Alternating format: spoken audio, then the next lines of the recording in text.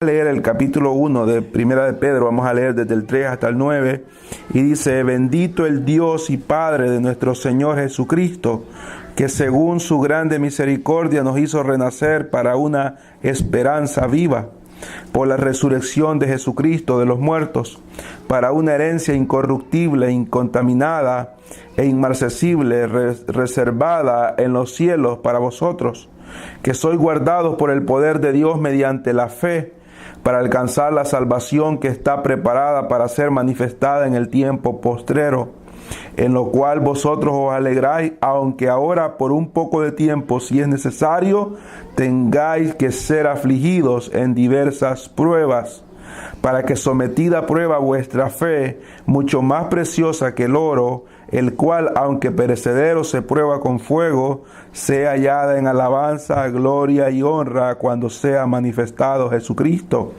a quien amáis sin haberle visto, en quien creyendo, aunque ahora no le veáis, os alegráis con gozo inefable y glorioso, obteniendo el fin de vuestra fe, que es la salvación de vuestras almas. Amén. Tomen asiento, hermano. Gracias por su reverencia. Hasta ahí nos quedamos en la lectura. Vamos a continuar lo que comenzamos a ver ayer. Anoche comenzamos a ver este tema de tanta importancia para cada uno de nosotros.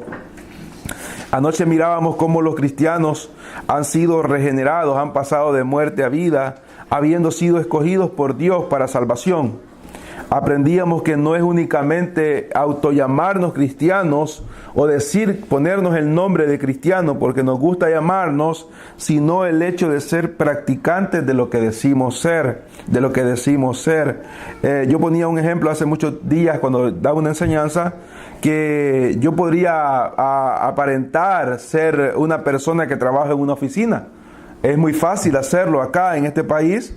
Yo podría ponerme en la mañana un traje, ponerme una corbata, ponerme unas zapatillas y agarrar un ataché y irme y subirme en el metro y ir por todo ese metro aparentando de que voy para una oficina, a una de las oficinas del gobierno, a una oficina X, y llegar hasta donde el metro llega y simplemente no entrar a ningún lugar, sino en mi mente y a la gente que va a mi alrededor pensar: esta persona trabaja tal vez en alguna oficina, y llegar a ese lugar y regresarme y luego tomar mi ropa verdadera, lo que verdaderamente yo soy, en lo que yo trabajo.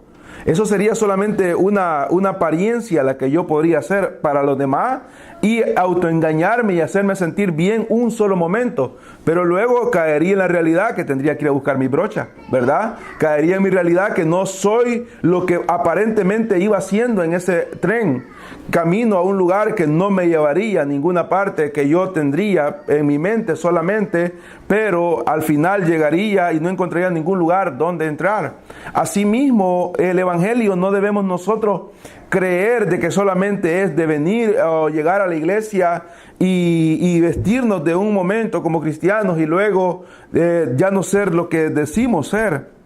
Esta mañana veremos cómo Dios nos está a cada segundo de nuestra vida en este mundo cuidando y guiándonos para que podamos vivir en esta vida de peregrinaje, como mirábamos anoche, en este mundo tan hostil hacia Dios, hacia el Evangelio y hacia su pueblo. Aquí en el capítulo 1 que hemos tomado, el versículo 3, el apóstol Pedro alaba a la primera persona de la Trinidad, alaba al Padre. Alaba al Padre, ¿por qué? Porque dice: bendito el Dios y Padre de nuestro Señor Jesucristo, que según su gran misericordia nos hizo renacer para una esperanza viva. Pedro está alabando al Padre por la obra que ha hecho en él, en este caso, y para todos los hermanos que estaban en la iglesia y para los hermanos que están en la iglesia. ¿Por qué lo alaba el apóstol Pedro? ¿Por qué lo alaba? En primer lugar, nosotros esta mañana, por ejemplo, hemos dicho: le damos gracias al Señor porque nos ha dado la oportunidad de un día más de abrir nuestros ojos, ¿verdad? Nos ha dado la oportunidad de abrir nuestros ojos, y esto es desde el momento que nacimos. Desde el momento que nacimos, Dios nos ha dado la oportunidad de poder vivir. O sea, Él nos hizo nacer. Él permitió que nosotros fuéramos concebidos en el vientre de nuestra madre. Él permitió que nosotros pudiéramos ser concebidos en el vientre de nuestra madre, y no solamente eso, sino nos guardó para que no fuésemos, muriéramos, lo que como se conoce como un aborto, que no pereciéramos en el momento de nacer, sino que nos guardó, nos hizo nacer. Y es nuestro hacedor, es nuestro creador. Pero el apóstol Pedro no está alabando en esta ocasión al Padre por esto. El apóstol Pedro no está alabando al Padre por el nacimiento físico, sino que el apóstol Pedro acá dice que es bendito el Dios y Padre de nuestro Señor Jesucristo, que según su gran misericordia nos hizo renacer. Cuando habla de renacer, está hablando del nacimiento espiritual. Está hablando de lo que Nicodemo, el maestro de los fariseos, le preguntó en el capítulo 3, versículo 4 de Juan a nuestro Señor Jesucristo, cuando le dijo: ¿puede un hombre adulto volver a entrar al vientre de su madre? ¿Puede volver a entrar? El Señor estaba hablando en esa ocasión de renacer. Cuando le dice es necesario nacer de nuevo, le está diciendo es necesario renacer. Le está diciendo, entonces el apóstol Pedro está alabando al Padre por el milagro tan grande que ha hecho con ellos, y con este caso con nosotros, de habernos hecho renacer. Los ha hecho renacer, ya que cada cristiano viene y ha venido al cristianismo en una edad donde puede discernir perfectamente entre el bien y el mal. Por eso es algo antibíblico el bautismo católico. El bautismo católico es algo antibíblico. En primer lugar, no se encuentra en la Biblia.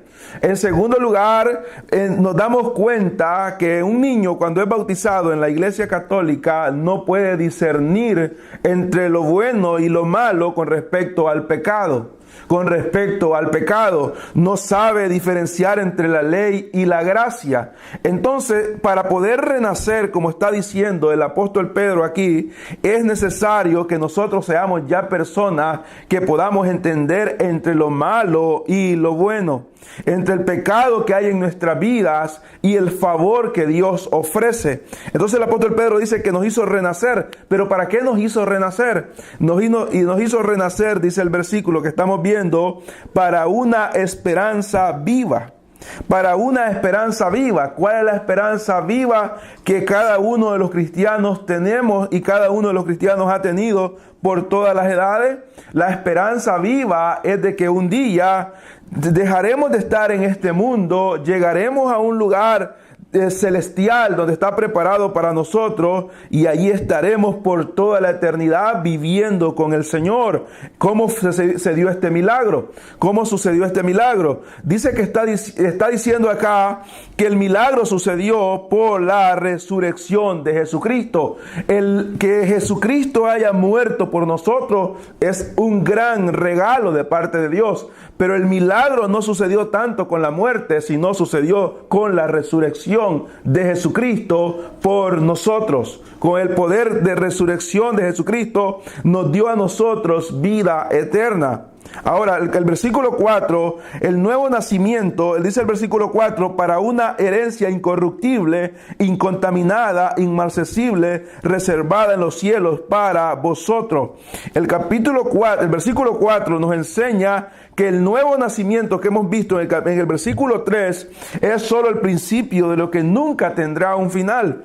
Es solamente el principio de lo que nunca tendrá un final. Cuando una persona de verdad viene al evangelio y nace de nuevo, que de verdad es transformada, que de verdad su mente es transformada, su corazón es regenerado. Y por eso debemos de entender lo que estas enseñanzas nos dan en la palabra del Señor, que no todo el que le diga Señor, Señor es un cristiano, sino aquel que su mente ha sido totalmente transformada, su corazón ha sido cambiado de piedra a un corazón de carne, su mente ha sido cambiada, ahora tenemos la mente de Cristo, antes teníamos la mente del hombre, ahora dice la palabra que tenemos la mente de Cristo.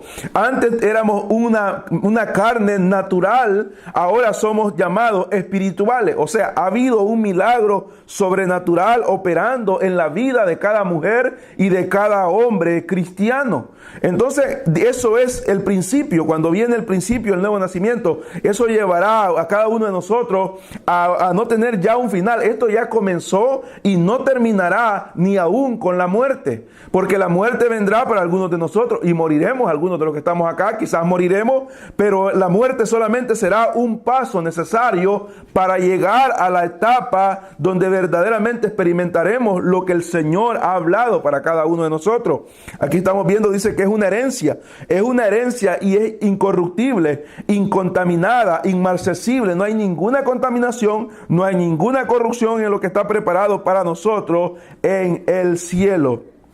Estaremos por toda la eternidad con el Señor. ¿Cómo es que podemos resistir y lograr llegar hasta ese momento para recibir nuestra herencia? ¿Cómo nosotros podremos resistir? ¿Cómo el cristiano podrá resistir y llegar hasta el momento de la herencia? ¿Cómo podemos hacerlo? Veamos lo que dice con respecto a la herencia en Romanos capítulo 8. Primero veamos lo que dice Romanos capítulo 8. El versículo 16 dice: el Espíritu mismo da testimonio a nuestro espíritu de que somos hijos de Dios. Y si hijos, también herederos, herederos de Dios y coherederos con Cristo, si es que padecemos juntamente con Él, para que juntamente con Él seamos glorificados. Aquí nos está prometiendo, por medio de su palabra, nos está prometiendo que tenemos una herencia de parte de Dios el Padre. Y esa herencia la compartiremos con nuestro Señor Jesucristo, nuestro Salvador. Ahora, volviendo a Pedro, habiendo visto lo que está diciendo, la herencia incorruptible que hemos visto en Pedro, y Romanos dice que seremos herederos y coherederos de Cristo.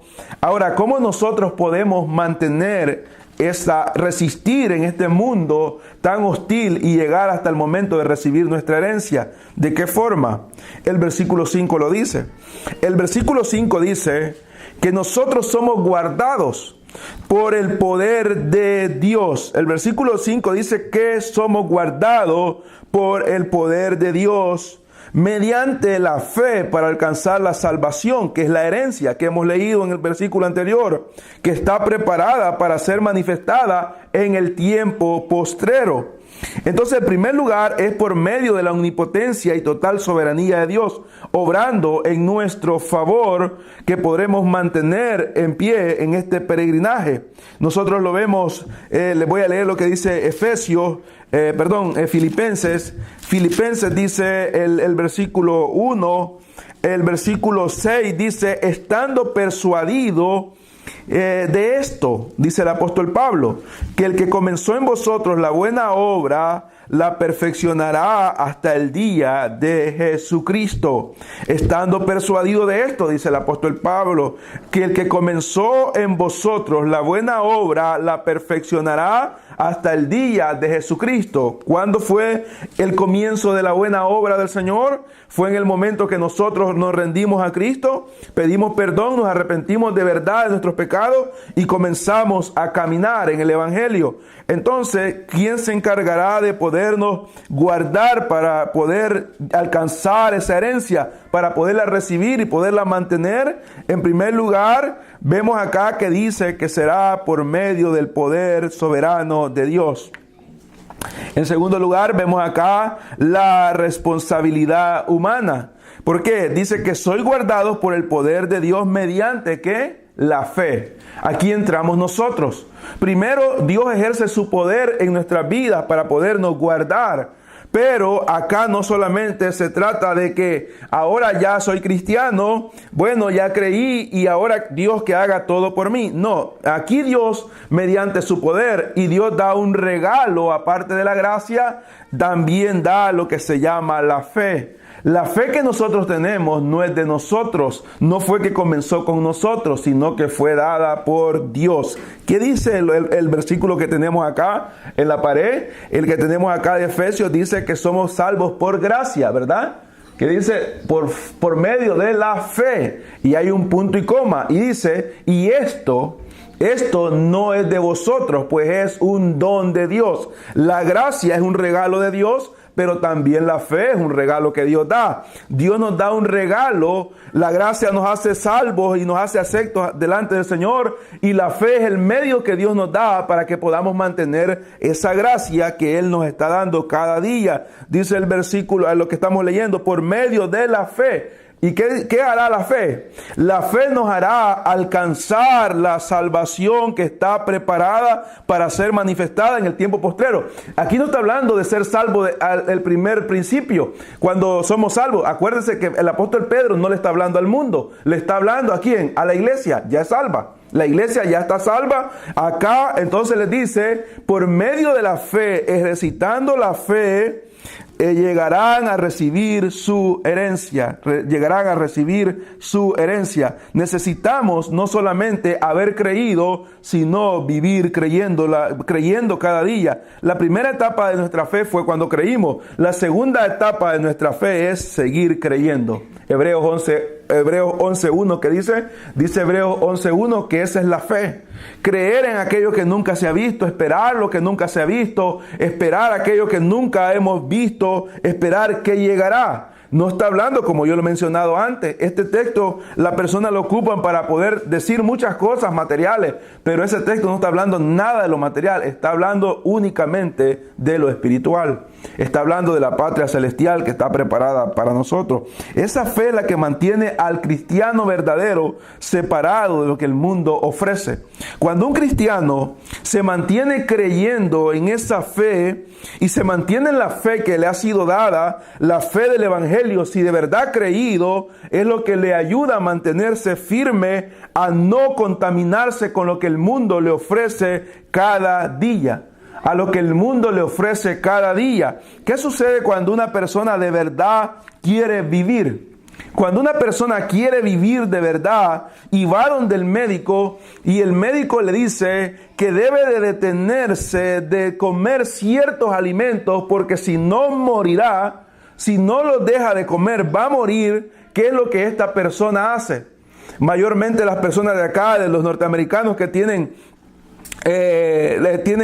un tratamiento con algunos médicos, buenos médicos, les dan una lista. Yo he visto en algunos lugares cuando he ido a trabajar que hay una lista en la refrigeradora de la dieta que les han dado, y esas personas temen tanto morir y saben que pueden morir por una comida, que tienen ahí la lista de lo que tienen que comer, porque creen que verdaderamente el día que coman de eso podrán llegar la muerte. Así es el cristiano. Cuando el cristiano cree lo que el Señor ha dicho, cuando el cristiano cree en el Señor, cuando su fe va cada día aumentando, el cristiano no se necesita estarlo obligando de parte de un hombre. El hombre solamente lo instruye, pero no lo obliga.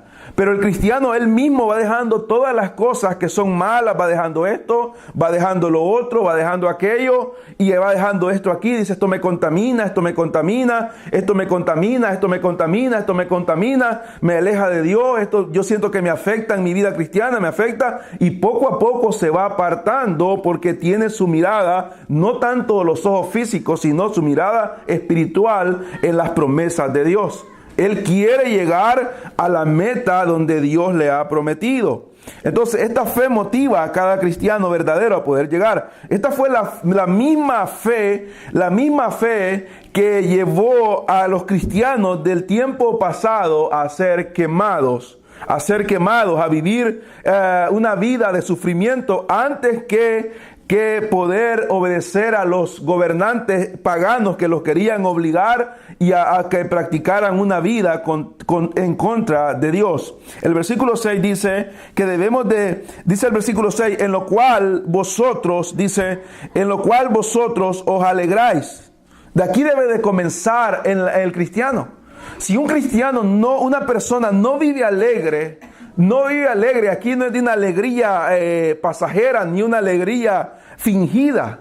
Esto está hablando de un gozo verdadero, de una alegría que produce en la vida de un cristiano en lo que vendrá. Cuando una persona está contenta por lo que va a venir, como un niño se le promete que se le va a celebrar el cumpleaños en el día tal y es marcado por la mamá en el calendario y le dice: te vamos a hacer esto, te vamos a hacer lo otro, vamos a invitar a tus amigos. El niño, antes de que llegue ese cumpleaños, no importa lo que esté pasando a su alrededor. No importa lo que los demás niños estén haciendo, no importa si los demás están tristes, no importa si los demás están llorando, no importa si los demás están sufriendo. Ese niño tiene su mirada puesta en el día de su cumpleaños y está esperando el día de su cumpleaños. Y si hay cosas que están guardadas y él sabe dónde la mamá los ha guardado, ese niño cada día va a echarle un vistazo a aquello si todavía está ahí, porque está tan contento de lo que viene para él. ¿Qué dijo el Señor? Necesitan ser como niños para poder entrar en el reino de los cielos. Necesitamos vivir como niños para poder entrar en el reino de los cielos. Esa fe produce gozo en el cristiano. Porque el cristiano en el día de hoy anda todo el tiempo de una forma que no siente gozo, sino que el gozo le produce, lo adquiere, lo obtiene de lo que el mundo le da. ¿Por qué? Porque no entiende lo que es las promesas que hay para cada uno de nosotros. El cristianismo en el tiempo antiguo, cuando vemos el cristianismo en el tiempo antiguo, las personas se gozaban en padecer por Cristo porque sabían que había algo mejor para ellos. Esto no significa que no habrá temor, no significa que no vendrá la tentación de pecar, no vendrá el pecado de la duda a nuestra mente. Esto no significa que no habrán deslizones en nuestra vida. Esto significa que en cada situación que nos enfrentemos seremos más que vencedores. Según lo que dice Romanos 8:37, seremos más que vencedores.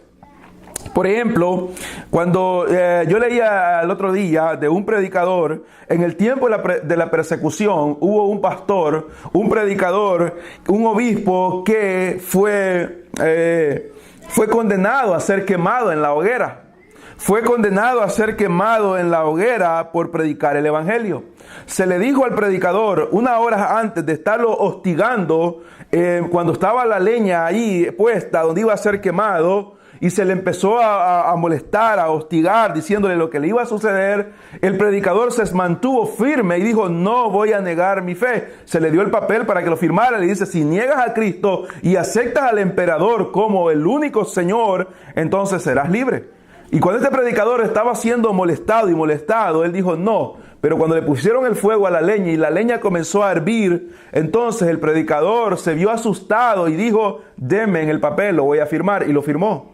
Y negó en el papel de que él era un cristiano, pero en el momento, dice la historia, el Espíritu Santo lo redarguyó y él le arrebató el papel al verdugo y tiró el papel al fuego y dijo: perdóname, Señor, por haberte querido negar, quémenme. Y dijo él: esta mano maldita que firmó es la que primero va a entrar al fuego. Y así fue. Su mano derecha fue la primera que metió a la hoguera y después entró él, siendo quemado vivo. Ese es lo que el Espíritu Santo hace por medio de la fe en un cristiano. El pecado va a venir a nuestras vidas.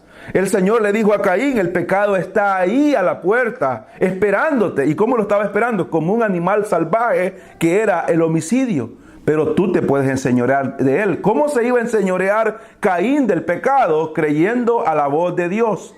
Creyendo a la voz de Dios, pero como no le creyó, el pecado estaba como un animal salvaje esperándolo, se apoderó de él y él mató a su hermano Abel, cometiendo homicidio, y ahora está ardiendo por toda la eternidad en el infierno.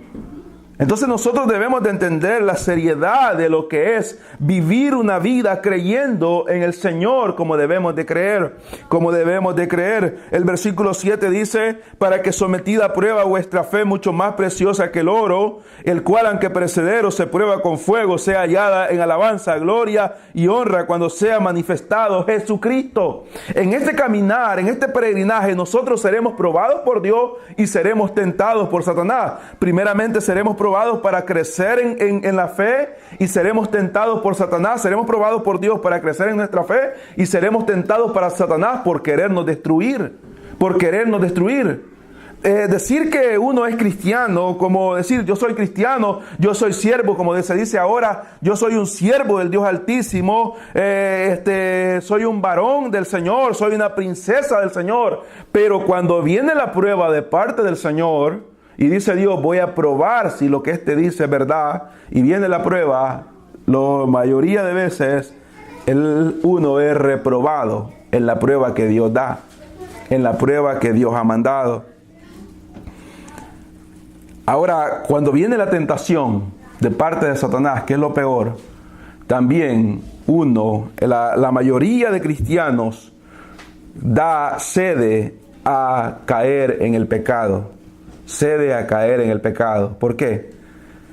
Por la razón de que la fe no está siendo ejercitada ni creciendo como debería de serse. Entonces está diciendo el versículo 7, que dice el versículo 6 primero dice que vosotros alegráis, aunque ahora por un poco de tiempo, si es necesario, tengáis que ser afligidos en diversas pruebas. Cuando habla el apóstol Pedro de un poco de tiempo, ¿a cuánto tiempo se refiere el apóstol Pedro? ¿A qué se está refiriendo el apóstol Pedro? ¿Se está refiriendo a 5 minutos? No. ¿Se está refiriendo a 1 hora? No. ¿Se está refiriendo a 1 semana? No. Se está refiriendo prácticamente a toda la vida de un cristiano. A toda la vida de un cristiano. El cristiano va a ser probado todo el tiempo. Todo el tiempo vamos a estar siendo probados. Un predicador dijo, un cristiano siempre está en una etapa de una prueba. Está en una prueba, está entrando a una prueba, está en medio de una prueba o está saliendo de una prueba. Pero la vida del cristiano todo el tiempo es una prueba. Todo el tiempo es una prueba. Entonces aquí vemos nosotros que dice que por un poco tiempo, ¿se acuerda lo que leímos el día sábado con respecto a Pablo? Esta leve tribulación, decía, esta leve tribulación. Y había sido una gran tribulación, pero él decía que era leve. Para el apóstol Pedro, un poco de tiempo significaba, comparado con la eternidad. Comparado con la eternidad, todo es un poco. Comparado con la vida eterna, todo es un poco. Comparado con el gozo celestial, todo es leve. Entonces el apóstol Pedro está diciendo, aunque tengáis que soportar un poco de tiempo, dice, para ser sometida a prueba vuestra fe, mucho más preciosa que el oro, el cual aunque perecedero se prueba con fuego, sea hallada en alabanza, gloria, honra, cuando sea manifestado Jesucristo. ¿Sabe qué está diciendo esto? Mientras más suframos, mientras más combatimos contra el pecado, contra las pruebas, contra lo que venga en contra de nosotros para detenerlo, mayor gloria recibirá nuestro Señor Jesucristo. Porque cuando nosotros hacemos lo que Pablo dice en el capítulo 12 de Romanos, que presentamos nuestro cuerpo en sacrificio vivo, agradable delante del Señor, negándonos a lo que el mundo ofrece, el Señor recibe honra de parte de nosotros. Y dice el versículo 8, a quien amáis sin haberle visto, a quien creyendo, aunque ahora no le veáis, os alegráis con gozo inefable y glorioso. Esto es algo grande que Dios el Padre ha hecho por nosotros. Es algo grande que Dios el Padre ha hecho por nosotros. El que nos ha hecho que podamos nosotros amar a nuestro Señor Jesucristo cuando antes le aborrecíamos. Estamos en medio de un mundo que aborrece a Jesús. Estamos en medio de un mundo que aborrece a Jesús, aunque la gente no lo quiera aceptar, pero es la verdad. Estamos en medio de un mundo que odia a Jesús. ¿Por cómo lo odia? La mayoría de películas que nosotros vemos en la televisión, en el cine, en cualquier parte, son películas blasfemas. Van en contra del Señor. Blasfeman a Cristo, blasfeman al Padre, blasfeman al Espíritu Santo. Y como yo lo he dicho muchas veces, lo que nosotros hacemos hipócritamente es adelantar el pedacito para decir estoy bien con el Señor. Pero las personas que han hecho esas películas, aún las películas de Disney y todo ese tipo de cosas, la mayoría de películas de Disney y todos esos programas han salido de una mente que aborrece a Cristo, que odia a Dios, que odia al Espíritu Santo, que no aman al Señor. Estamos en medio de un mundo perverso que está a punto de ser destruido, pero el Señor ha hecho una obra en nosotros por medio de la fe. ¿Cuál es? Que podamos amarle sin haberle visto. Debemos amarle sin haberle visto, en quien creyendo, aunque ahora no le veáis, os alegráis con gozo inefable. Esto significa inexplicable, un gozo inexplicable, porque todo el mundo necesita una explicación. Si una gente ve a alguien riéndose, ¿qué le dice? ¿De qué te estás riendo? ¿De qué te estás riendo? ¿Qué te ha pasado? ¿O qué? O ven en la mañana a una mujer bien contenta, ¿qué te pasó? ¿Qué has hecho? Preguntan las supuestamente amigas. ¿Por qué andas contenta este día? Porque todo necesita una explicación. El cristiano es inexplicable el gozo que siente. El cristiano lo están maltratando, lo están haciendo sufrir, ha perdido esto, ha perdido lo otro, aquello, pero él tiene un gozo inefable, o sea, inexplicable y glorioso. Y dice el versículo 9, obteniendo el fin de vuestra fe, que es la salvación de vuestras almas. Obteniendo el fin de vuestra fe, la herencia. La herencia que está preparada para nosotros se obtendrá solamente si nos mantenemos alejados de lo que el mundo nos está ofreciendo. Es la única forma. Es la única forma. Yo quisiera que todos los que venimos acá fuéramos salvos. Yo quisiera que todos los que estamos acá, que venimos cada noche, que venimos a cada servicio, pudiéramos ser salvos. Pero la salvación no depende de mí. Yo no puedo salvarme ni yo mismo. Tampoco puedo salvar a otros. Tampoco puedo salvar a otros. Entonces, ahora, ¿qué nosotros debemos de hacer? Individualmente, vivir el evangelio no solamente en medio de estas paredes, sino vivirlo en todo tiempo y en todo lugar, para que podamos recibir la herencia que el Señor ha prometido para nosotros, porque dice, obteniendo el fin de vuestra fe. ¿Cuál es el final que de nuestra fe? ¿A dónde nos llevará el vivir? El creer que Dios nos ha amado, el creer que Dios mandó a su Hijo, el creer que su Hijo murió, que resucitó, que ahora está a la diestra del Padre, que vendrá en las nubes, el creer que un día estaremos con Él, el creer que un día Él hará juicio en contra de los pecadores. ¿Qué nos llevará? Dice, el fin de vuestra fe será la salvación de vuestras almas. Ha dicho que nunca lo hemos visto, ¿verdad? Pero ¿cuál es el regalo? Como yo dije aquel día, mucha gente quiere estar en la patria celestial porque hay calles de oro, porque hay un mar de cristal, porque hay esto, porque hay otro. No, la herencia más grande será, y la encontramos en Primera de Juan, y con esto terminamos. Primera de Juan, capítulo 3. Primera de Juan, capítulo 3. Dice, mirad cuál amor nos ha dado el Padre para que seamos llamados hijos de Dios. Por esto el mundo no nos conoce. No significa que no nos conoce. No nos conoce. Así como que no nos ve la gente. La gente los ve muy bien, los familiares los ven muy bien, pero no tienen amor por nosotros. No tienen amor por nosotros. Cuando el Señor les dijo cuando el Señor dijo, tocarán la puerta y dirán, Señor, Señor, en tu nombre echamos demonios, en tu nombre hicimos esto, ¿qué le dirá Él? Yo no los conozco, apartados de mí. ¿El Señor los conoce, sí o no? Sí, Él es omnisciente, Él los conoce. Pero ¿de qué está hablando? Yo nunca he tenido una relación verdadera con ustedes porque ustedes nunca fueron sinceros conmigo, está diciendo el Señor. En otras palabras, yo no los amo. Entonces aquí está diciendo que el mundo no es que no nos conozca de vista, sino que no nos conoce en verdad, en sinceridad, no los acepta ni nos ama. ¿Por qué? Dice, mirad cuál amor nos ha dado el Padre para que seamos llamados hijos de Dios.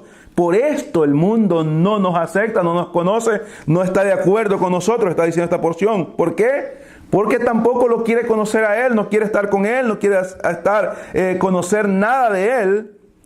Y el versículo 2 dice, amados, ahora somos hijos de Dios, y aún no se ha manifestado lo que hemos de ser, pero sabemos que cuando Él se manifieste, seremos semejantes a Él, porque le veremos tal como Él es. Tal como Él es. Esta es la herencia para cada cristiano. Estar un día frente al Señor y verle cara a cara, y poder contemplar su gloria. ¿Y qué dice el versículo 3? ¿Cuál es el resultado del que vive con esta espera? Dice que todo aquel que tiene esta esperanza en Él, en Cristo, se purifica a sí mismo, así como Él es puro.